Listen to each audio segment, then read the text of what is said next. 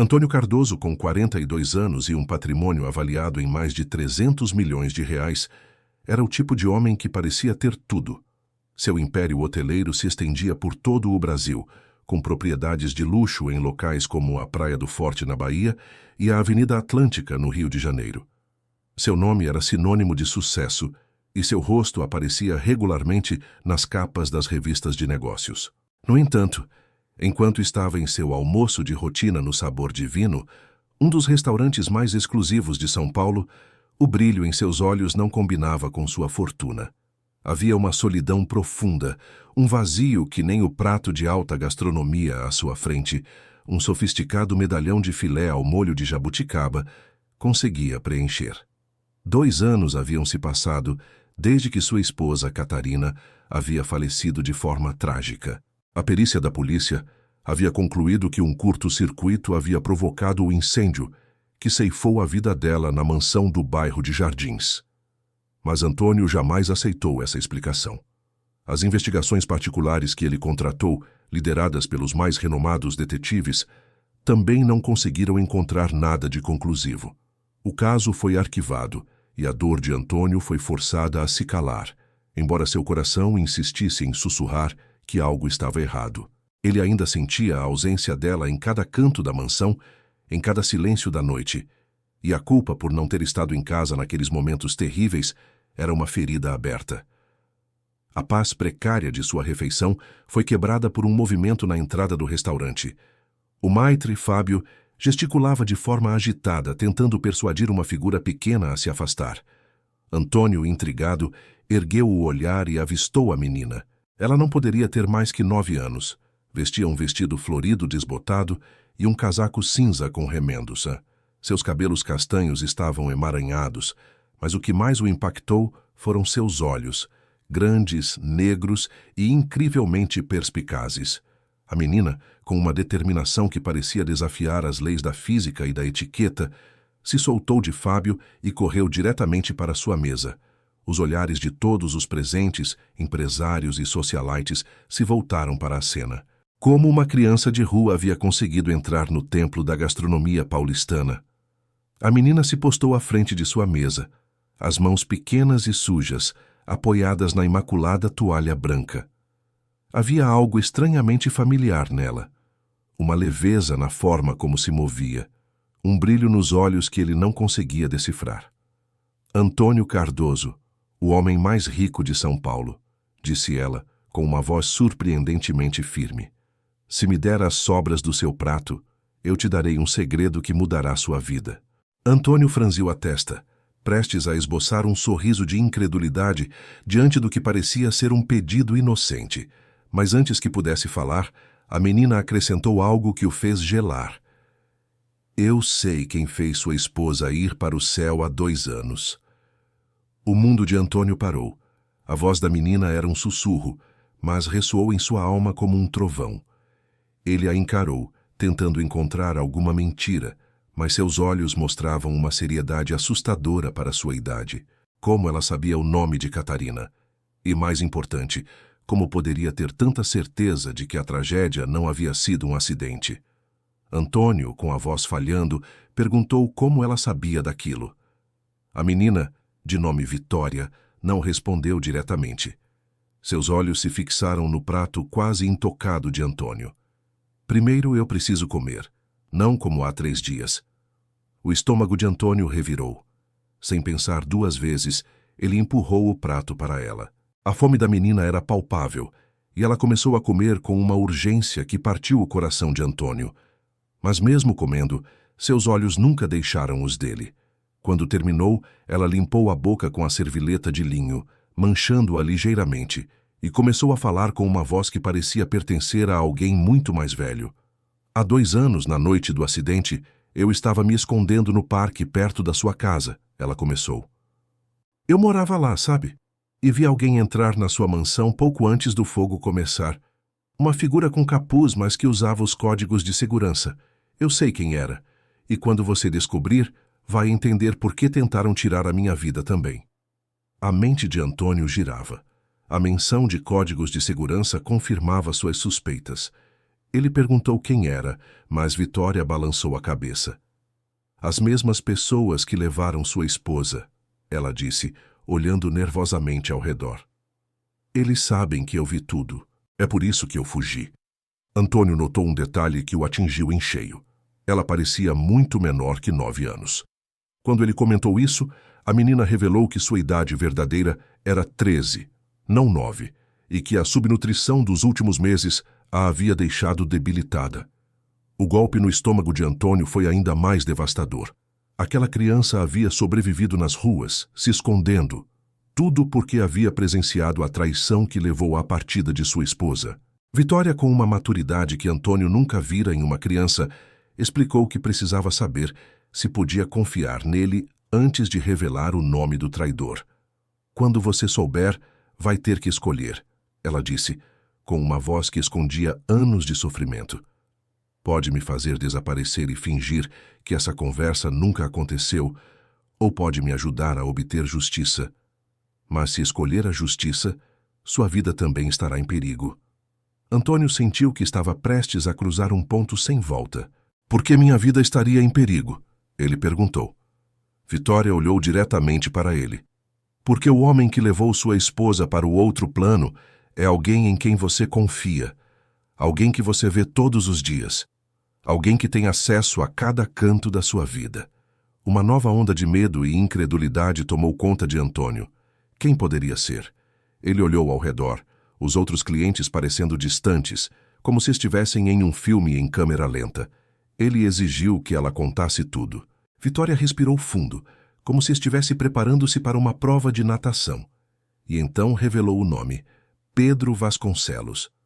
O mundo de Antônio desabou. Pedro Vasconcelos era mais que um amigo. Era seu irmão de coração. Eles cresceram juntos em um bairro de classe média em Belo Horizonte e juntos construíram o Império Cardoso Hotéis. Foi Pedro quem o consolou nos piores dias após a partida de Catarina. Ele era o padrinho de sua empresa, a rocha que o sustentava. Antônio protestou. Isso é impossível. Pedro tinha um álibi naquela noite. Ele estava em um jantar de gala em Curitiba. Vitória negou com a cabeça. O jantar terminou às 10 da noite. O incêndio começou à meia-noite. Ela explicou, com a precisão de quem havia revivido a cena em sua mente centenas de vezes. Eu vi tudo. Vi ele entrando com a chave que só você tinha, vi ele desativando os alarmes com o código que conhecia e vi ele espalhando um líquido que cheirava a gasolina em pontos estratégicos. Ele sabia que ninguém suspeitaria de um curto-circuito. A mente de Antônio correu para as semanas que antecederam o acidente. Catarina havia agido de forma estranha, nervosa, preocupada. Ela havia lhe dito que precisavam conversar sobre algo muito importante, mas que antes ela precisava ter certeza de algo. Antônio havia atribuído o comportamento dela ao estresse do trabalho. Mas agora as palavras de Vitória começaram a fazer sentido. Catarina havia descoberto a verdade sobre a traição de Pedro. Ela descobriu que ele estava lavando dinheiro de criminosos através dos hotéis. Vitória continuou. Ela encontrou as contas secretas dele no exterior, no Uruguai, e ela reuniu todas as provas para ter certeza, para que a justiça fosse feita. O plano dela era confrontá-lo na manhã seguinte, quando você chegasse de viagem. Antônio sentiu uma nova onda de dor, desta vez tingida de uma raiva fria e calculista. Catarina não havia sido uma vítima do acaso, ela havia sido uma heroína. Ela havia tentado limpar o nome da família e da empresa que eles construíram. Mas Vitória tinha um último detalhe, o mais chocante de todos. Ela tirou um pequeno cartão de memória de debaixo do casaco. Tudo está aqui, ela disse. As contas, as transferências, as gravações de chamadas do Pedro. Minha mãe me deu isso na manhã do ocorrido. Ela disse para eu manter isso a salvo e só entregar para alguém que eu pudesse confiar, para que a verdade pudesse vir à tona. Sua mãe? Antônio sussurrou, sentindo o ar rarear em seus pulmões. Ele olhou para o rosto de Vitória novamente, e algo em sua expressão, algo na forma de seus olhos, na curva de seu nariz, o fez travar. Ele havia visto aqueles olhos antes. Eram os olhos de Catarina. Vitória, com uma tristeza infinita, assentiu. Eu sou a filha dela, ela revelou. Ela me teve quando tinha 21 anos, antes de conhecer você. Ela me criou em segredo, dizendo a todos que eu era sua sobrinha, enquanto morava com minha avó Teresa em Santos. O coração de Antônio se partiu em 1000 pedaços. Ele se lembrou de como os médicos haviam dito a eles que Catarina não podia ter filhos. Uma notícia que os dois aceitaram com dor, mas também com a esperança de poder adotar um dia. Agora, ele percebia a verdade. Catarina havia mentido para ele. Mas por quê? Vitória explicou que Catarina o amava profundamente, mas ela estava em uma encruzilhada. Ela sabia que revelar que eu existia poderia ter arruinado tudo, disse Vitória. Você já era famoso e rico, e ela era apenas uma garota de 20 e poucos anos, com uma filha. Ela escolheu ficar com você e me proteger de longe. Ela amava a vida que vocês tinham, mas nunca parou de me amar também. A revelação foi um turbilhão de emoções para Antônio. A mentira, a traição, a coragem de Catarina, mas a culpa o atingiu com força total. Enquanto ele chorava a perda da esposa em sua mansão luxuosa, a filha de Catarina, sua filha, estava nas ruas, se escondendo e sobrevivendo apenas para proteger a verdade. «Por que não me procurou antes?» ele perguntou. A voz de Vitória era baixa e trêmula. «Porque Pedro me estava procurando. Ele me viu no parque. Ele sabia que eu era uma testemunha. Ele contratou capangas para me achar. Quem acreditaria em uma criança de rua contra um dos homens mais poderosos do Brasil? Pedro tem contatos em todas as partes, até na delegacia». Antônio pegou o cartão de memória com as mãos trêmulas. Naquele pequeno objeto estava a prova da inocência de Catarina e a confirmação da culpabilidade de Pedro. Vitória levantou os olhos marejados e fez a pergunta final. Você pode usar isso para vingar minha mãe e destruir o Pedro. Mas, se fizer isso, tem que cuidar de mim. Não tenho mais ninguém. Antônio olhou para aquela menina corajosa, que havia sobrevivido a tantas adversidades, e uma onda de emoção o inundou. Ela era a filha de Catarina. Ela era a pessoa mais importante em sua vida. Ele estendeu a mão para ela e segurou a dela com firmeza. Eu prometo que você nunca mais estará sozinha, ele disse. Pela primeira vez desde que entrara no restaurante, Vitória sorriu. E naquele sorriso, Antônio viu um reflexo de Catarina, uma promessa de que a vida e a felicidade poderiam renascer das cinzas. Mas Vitória ainda tinha mais um segredo para compartilhar, uma última revelação que fez a pele de Antônio arrepiar-se. Pedro, ela sussurrou, ele planeja tirar sua vida também. Ele descobriu que você está investigando a morte da mamãe e acha que você está perto de descobrir a verdade. Ele já preparou um acidente para a reunião de negócios na próxima semana, com os investidores do Paraná. Antônio sentiu um frio na espinha.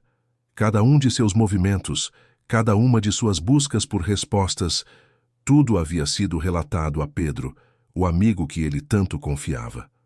A traição era mais profunda do que ele jamais poderia ter imaginado. Vitória, com a sabedoria de uma espiã experiente, explicou que havia seguido Pedro por meses, escutado suas chamadas e visto suas reuniões. Ela sabia de cada um de seus planos nefastos. Era hora de Pedro pagar por tudo que havia feito a Catarina e a eles. A mente de Antônio, que antes estava paralisada pela dor, agora estava cheia de um propósito. Ele olhou para Vitória e viu uma força que superava a de qualquer detetive ou empresário. Era a força de uma filha lutando pela memória da mãe. Aquele encontro não foi um acidente, foi um milagre. A vida havia lhe tirado uma coisa preciosa, mas havia lhe devolvido outra. Ele não tinha mais uma esposa, mas tinha uma filha, e juntos eles fariam justiça. Nos 3 dias seguintes ao encontro que mudou tudo, a vida de Antônio Cardoso foi uma tempestade controlada. A mansão no bairro de Jardins, que antes parecia um mausoléu de suas memórias, agora fervilhava com a nova energia da esperança. Antônio dedicou-se inteiramente à Vitória, não apenas como seu protetor, mas como o pai que ele não sabia que era. O primeiro passo foi garantir a segurança dela. Ele a instalou em uma suíte presidencial em um de seus hotéis mais discretos, em Campinas, sob um nome falso. Guardas-costas de elite, ex-agentes do serviço de inteligência, foram contratados para protegê-la 24 horas por dia. O mesmo sigilo que ele usava em suas transações mais importantes foi aplicado para proteger Vitória. A menina, livre da necessidade de se esconder, começou a florescer. Os olhos que antes eram cheios de medo e fome, agora brilhavam com inteligência. Seus cabelos, após serem lavados e cuidados, revelaram reflexos acastanhados idênticos aos de Catarina. Vitória era uma mina de ouro de informações. Nos meses em que fugiu de Pedro, ela se tornou uma observadora silenciosa e metódica. Ela havia memorizado horários, placas de carro, vozes em conversas telefônicas clandestinas e até os nomes dos capangas de Pedro. A memória da menina era um dossiê completo sobre as atividades ilegais de Pedro. A cada nova informação que ela compartilhava, o plano para derrubar o traidor se tornava mais claro e, ao mesmo tempo, mais audacioso. O plano era simples, mas arriscado. Vitória havia descoberto que Pedro planejava eliminar Antônio durante a próxima reunião com investidores do Paraná, que aconteceria na Torre Paulista. Pedro havia armado um acidente para Antônio, algo que parecesse um deslize fatal no sistema de segurança do prédio. O momento crucial da operação seria quando Pedro se sentisse seguro, pronto para agir. Eles contavam com a vaidade de Pedro, a necessidade que criminosos têm de se gabar de seus crimes quando pensam que venceram. O objetivo era fazê-lo confessar tudo, com provas irrefutáveis. Para isso, Antônio comprou o dispositivo de gravação mais avançado do mercado, um microfone do tamanho de um grão de arroz, quase invisível. Ele também confiou a um pequeno grupo de ex-agentes do Serviço de Inteligência, que juraram lealdade a ele e à sua causa, a missão de intervir no momento certo. A equipe era liderada por Carlos Eduardo, um veterano com um currículo impressionante em missões secretas. Carlos era um homem de poucas palavras, mas de um olhar incisivo que inspirava confiança. Na noite da reunião, Antônio entrou na Torre Paulista com um nervosismo que há muito não sentia. No entanto, ele se manteve calmo, com a firmeza de um general que entra em campo de batalha. Seu coração batia forte, mas a imagem do sorriso de Vitória e a lembrança dos olhos de Catarina o fortaleceram. Ele e Vitória haviam elaborado um plano de contingência para tudo. Se algo desse errado, a menina, escondida no prédio, pressionaria um botão de emergência em um telefone satelital que Antônio havia dado a ela, e a equipe de Carlos Eduardo invadiria o local. Pedro o recebeu com a mesma cordialidade falsa de sempre. Antônio, meu irmão, que bom te ver. Esses investidores do Paraná estão ansiosos para o nosso encontro.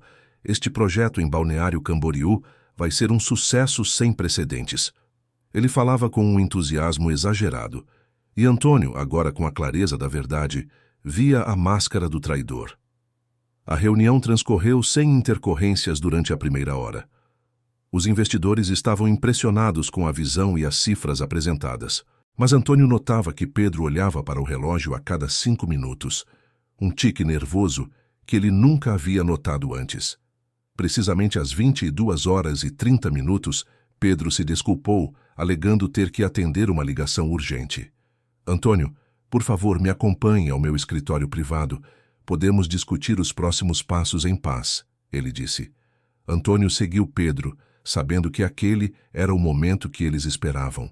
No escritório, Pedro fechou a porta com um sorriso diabólico. A máscara caiu, revelando o monstro por trás. Ele retirou uma pistola de uma gaveta e a apontou para Antônio. Antônio, meu velho amigo, a vida é engraçada, não é? A gente constrói um império juntos e, no final, um deles tem que ficar com tudo. A confissão que se seguiu foi muito mais completa do que Antônio poderia ter imaginado. Com uma presunção doentia, Pedro revelou todos os seus segredos. Ele contou como lavava milhões de criminosos através das redes de hotéis, como a ambição e a inveja de uma vida inteira o corroeram por dentro. Ele descreveu com detalhes arrepiantes como havia entrado na mansão de Jardins, usando os códigos que sabia de cor, e como havia espalhado gasolina em pontos estratégicos para que o incêndio parecesse um curto-circuito.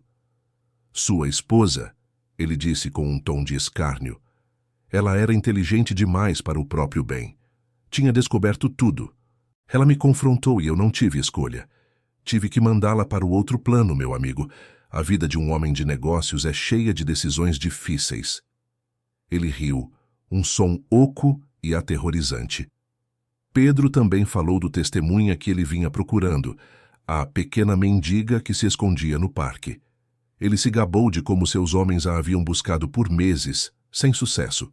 Mas, como um milagre, a menina desaparecera do mapa. Foi a oportunidade perfeita para Antônio agir. Ela não desapareceu, Pedro, Antônio disse com uma calma assustadora. Ela me encontrou. A expressão de Pedro se contorceu de choque.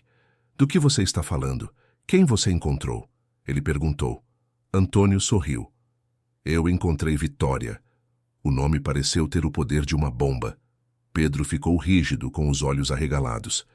Ele ergueu a pistola, apontando-a para Antônio, mas naquele exato momento a porta do escritório se abriu.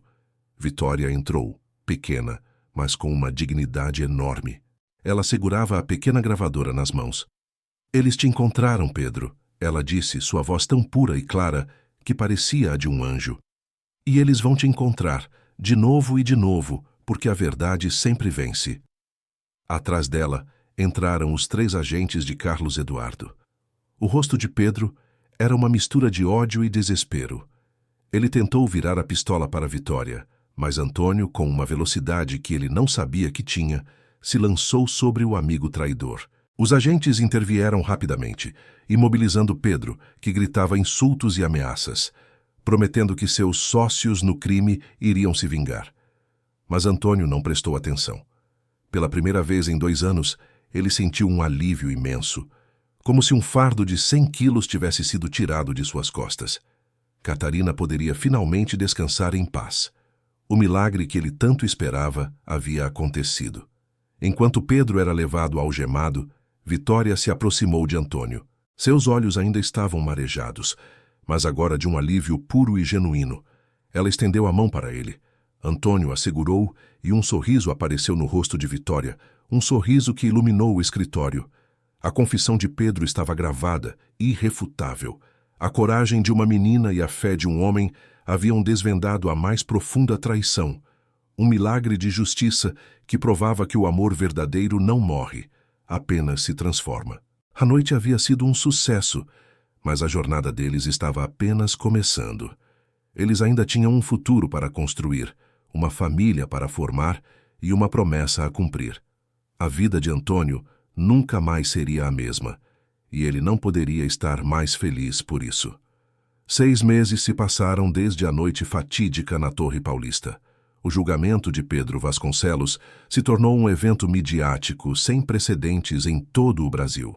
Os noticiários falavam de nada mais a não ser do empresário bilionário que desmascarou o melhor amigo, sócio e traidor.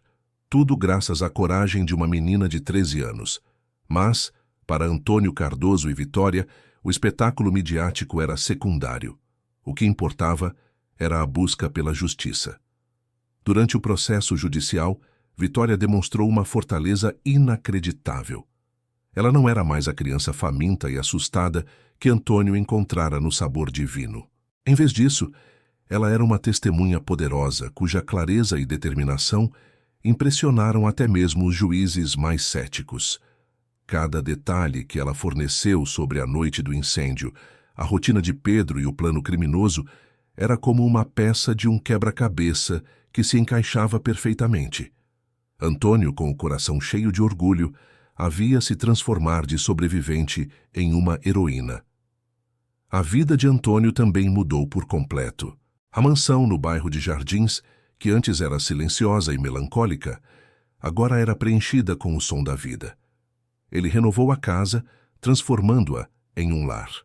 Uma das suítes se tornou o quarto de Vitória, decorado com cores vibrantes e com fotografias que ele havia encontrado de Catarina. Muitas delas tiradas por ela mesma, registrando a história que ele não conhecera. Aos poucos, a tristeza foi sendo substituída por um amor paternal que ele nunca havia imaginado sentir. A presença de Vitória era um milagre diário. No dia da sentença, Antônio e Vitória se sentaram juntos na Tribunal de Justiça de São Paulo. Vitória elegantemente vestida em um vestido azul marinho, segurava a mão de Antônio com força. Ela não sentia ódio, apenas a esperança de que a justiça finalmente seria feita para sua mãe. O juiz começou a ler a sentença com uma voz solene. Culpado de assassinato premeditado, culpado de lavagem de dinheiro no valor de milhões de reais e culpado de tentativa de homicídio. A sentença final foi a prisão perpétua, sem possibilidade de liberdade condicional. Vitória soltou um suspiro de alívio. Não havia alegria ou triunfo em seus olhos, apenas uma quietude profunda. A paz que eles tanto procuraram finalmente estava ao alcance. Ao sair da sala de audiência, eles foram recebidos por uma avalanche de flashes de câmeras e repórteres. Mas Antônio e Vitória não se importaram. O que importava era que, a partir daquele momento, eles poderiam viver sem medo. A memória de Catarina estava finalmente em paz. De volta à mansão, Antônio e Vitória começaram a construir a vida que tanto sonhavam. Vitória se matriculou em uma das melhores escolas particulares de São Paulo e se revelou uma estudante brilhante. Sua paixão era a biologia, e ela sonhava em se tornar uma médica para ajudar outras pessoas. Em uma noite tranquila na sala de jantar, enquanto saboreavam um jantar especial, Vitória lhe fez uma pergunta que encheu o coração de Antônio de emoção. Papai, posso te chamar de pai? Antônio sentiu os olhos se encherem de lágrimas. A palavra pai nunca soara tão doce e natural. Ele aceitou, e a partir daquele momento, Vitória sempre o chamava de papai. Meses depois, Antônio iniciou o processo de adoção legal. Durante a cerimônia no cartório, Vitória quis que uma foto de Catarina estivesse presente. Ela queria que sua mãe visse que eles eram finalmente uma família de verdade. O juiz, comovido com a história, permitiu que a fotografia permanecesse sobre a mesa durante todo o procedimento. Quando o juiz os declarou legalmente pai e filha, Antônio sentiu a presença de Catarina, como se ela estivesse ali com eles, sorrindo e aprovando a união. Além da família, Antônio e Vitória tomaram outra decisão importante: criar a Fundação Catarina Vasconcelos para a Infância. Eles investiram metade da fortuna de Antônio na fundação, que se dedicaria a fornecer abrigo, educação e esperança a crianças em situação de vulnerabilidade. Assim como Vitória havia sido. A fundação se tornou um farol de luz, e Vitória, com uma maturidade incrível, participava ativamente da gestão, contando sua própria história para inspirar outras crianças. Um ano depois de seu primeiro encontro, Antônio e Vitória voltaram ao restaurante Sabor Divino. Fábio, o maitre, os recebeu com uma alegria genuína. Ele mal podia acreditar na transformação que testemunhou. O homem que antes almoçava em silêncio e solidão, agora ria abertamente, trocando piadas e anedotas com a menina. A felicidade de Antônio era tão radiante que era visível para todos. Vitória, agora uma adolescente sorridente e cheia de vida, estava em casa cercada pelo amor e pela segurança que ela nunca havia tido. Ela nunca parou de falar sobre sua mãe, Catarina, e Antônio adorava ouvir as histórias da infância da menina. Através de Vitória, Antônio conheceu uma nova faceta de sua esposa, uma mulher forte e corajosa que ele não conhecia. Ele descobriu que a cada história de Vitória, o amor de Catarina continuava vivo, um milagre que se renovava a cada dia. A vida deles era um testemunho do poder do amor. A frase de Vitória, dita em um dos eventos da fundação, ecoava na mente de Antônio. Às vezes as famílias se perdem, mas se você não para de acreditar no amor, as famílias sempre se reencontram. Antônio acreditava nisso mais do que em qualquer outra coisa. Ele havia perdido a mulher que amava, mas ganhou a filha que nunca soube que tinha. Ele perdeu um irmão traidor, mas ganhou uma filha que preencheu sua vida com mais significado do que todo o seu dinheiro poderia comprar. Em uma noite, enquanto jantavam na varanda da mansão, com vista para a cidade de São Paulo, Antônio olhou para Vitória. Ela ria, seus olhos brilhando como estrelas. E naquele riso, Antônio viu Catarina. Ele viu o futuro que sempre desejou, um futuro cheio de amor, luz e esperança. A menina que pediu sobras de um prato havia lhe dado algo mais valioso do que qualquer fortuna. Ela lhe deu uma segunda chance, uma família e a certeza de que o amor verdadeiro, mesmo após a partida, sempre encontra o caminho de volta para casa. Se você curtiu essa história, não esquece de deixar o like, se inscrever no canal e ativar o sininho. Assim você não perde nenhuma das próximas histórias incríveis que vêm por aí.